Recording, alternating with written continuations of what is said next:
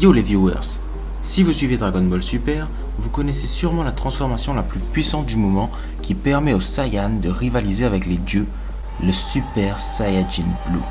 Cette transformation a été dévoilée face à Freezer et sa forme Golden, qui lui était légèrement supérieure mais moins endurante. C'est la transformation ultime actuellement. Donc, théoriquement, personne ne peut rivaliser, mis à part les êtres divins ou proches d'un niveau divin. Mais ces dernières semaines, des scènes provoquent beaucoup de discussions chez les fans. La première étant Krillin qui pousse Goku à se transformer en Super Saiyan Blue et qui arrive même à résister, même si c'est que quelques secondes, à un Kamehameha de Goku Super Saiyan Blue. Si ce n'était que ça irait encore. Mais une autre scène fait aussi parler d'elle dans le dernier épisode, c'est C17 qui tient tête à Goku en SSJ Blue et on avait même l'impression qu'il menait la danse. Comment est-ce possible que des humains puissent rivaliser avec le SSJ Blue?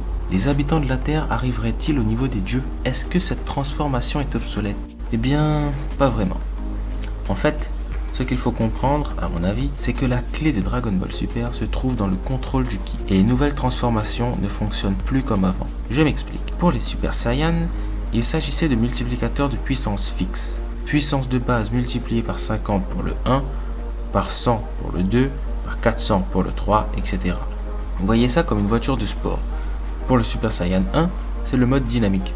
Le Super Saiyan 2, le mode sport. Et le Super Saiyan 3, le mode racing. C'est du tout ou rien. Pour le Super Saiyan Blue, au contraire, l'utilisateur a un contrôle maximal sur son ki, ce qui fait qu'il peut avoir un niveau inférieur au Super Saiyan 2 dans cette forme par exemple. Mais elle permet également d'atteindre une puissance bien supérieure au SSJ3.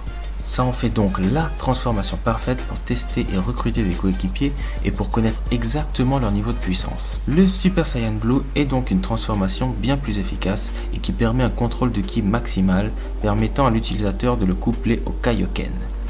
Et vous, que pensez-vous de cette forme et des récents combats? Faites-le savoir en commentaire et peut-être à la prochaine.